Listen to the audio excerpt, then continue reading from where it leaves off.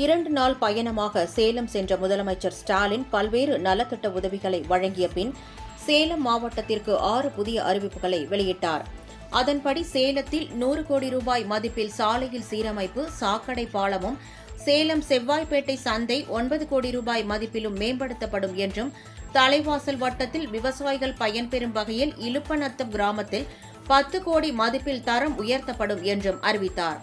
அதேபோல் மேட்டூர் மற்றும் நரசிங்கபுரம் நகராட்சிகளுக்கு புதிய கட்டிடமும், சங்ககிரி நகராட்சியில் புதிய வணிக வளாகமும் அமைக்கப்படும் என்றும், எடப்பாடி நகராட்சியில் 9 கோடி மதிப்பிலும், ஆத்தூரில் 5 கோடி ரூபாய் மதிப்பிலும் குடிநீர் திட்டங்கள் செயல்படுத்தப்படும் என்றும் அவர் அப்போது அறிவித்தார்.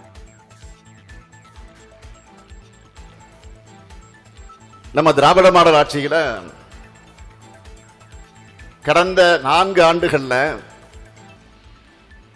7,660 கோடி ரூபாய் மதிப்பிலான திட்டங்களையும் 22,117 கோடி ரூபாய் மதிப்பிலான நலத்திட்ட உதவிகளையும் சேலம் மாவட்டத்துக்கு நாம செஞ்சிருக்கிறோம்.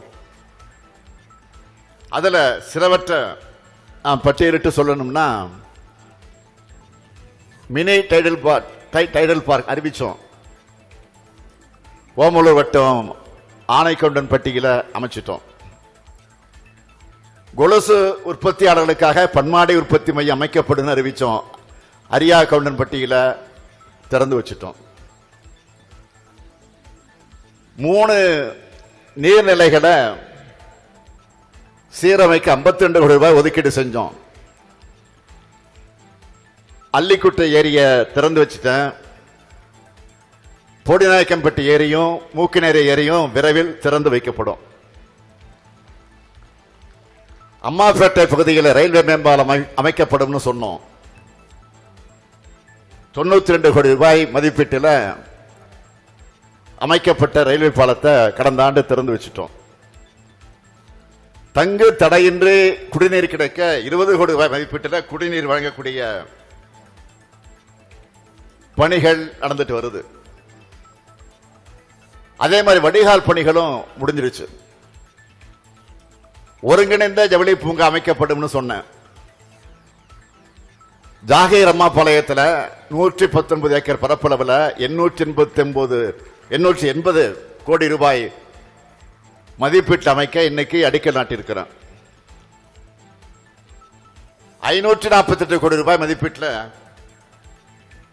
520 கோடி ரூபாய் 548 கோடி ரூபாய் மதிப்பீட்டில் 520 கோடி ரூபாய் 520 கிலோமீட்டர் தூரத்துக்கு பாதாள சாக்கடை திட்ட பணிகள் அமைக்கக்கூடிய பணிகள் நடைபெற்று வருது.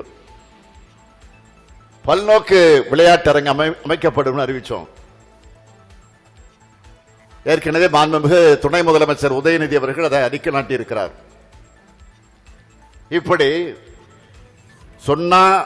சொன்னதை செஞ்சு முடிக்கிற ஆட்சியா நம்ம திராவிட மாடல் ஆட்சியை நடத்திக்கிட்டு இருக்கிறோம். இந்த வரிசையில்